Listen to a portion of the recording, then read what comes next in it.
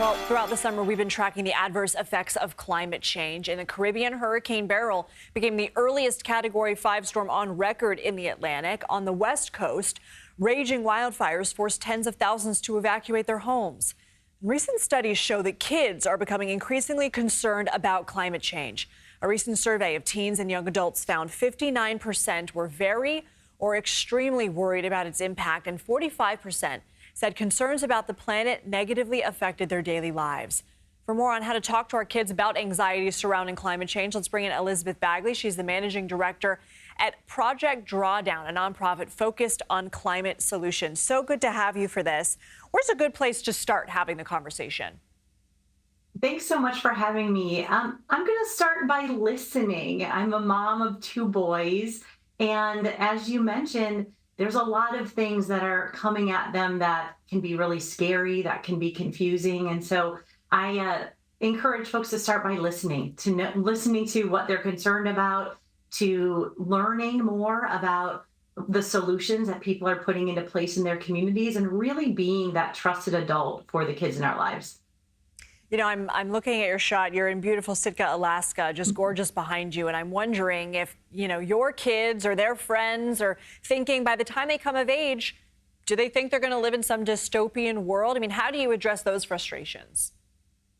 Yeah, there's a lot of frustration and a lot of questions around what might be. And one of the things that I like to remind my sons is that we are the people lucky enough to be alive at this moment in time. And so we get to write the next chapter of life on Earth. So what are we going to do? And that's where I would really encourage folks with young people in your lives to find solutions that we can work on, right? We are the people who have a chance to make a difference. And there are so many ways to do that in our homes, in our communities, in our schools. We write about and talk about a lot of that at drawdown.org. But so often folks focus on the problems. And I'm here to invite folks to really look for solutions, and solutions that fit with your life and fit in your community.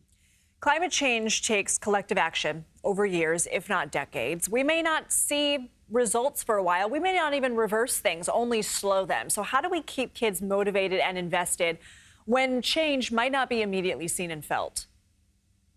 I think that's such a great point, that so much of the change that we need to see is about reinventing systems. And that's where I think it's a really great opportunity for the kids in our lives to start learning about the systems that make our lives possible. One system here in Sitka that we can talk about is advocating for safer bike lanes, right? If we have safer bike lanes in our community, then it's more likely that folks are going to feel safer biking and potentially get out of cars, get onto bikes, get healthier, and maybe even have my kids start a bike bus to school. So really thinking about how the action doesn't need to land on any one person's shoulder, but all of us can work together to put these larger systemic changes into place to make the places we live even better places. I love the idea of being solutions focused, talking to our kids that they can be the change that they want to see.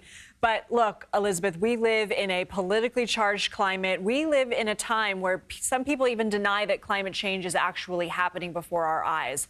What do you say to kids about that who, may refute some of these points that we're talking about today?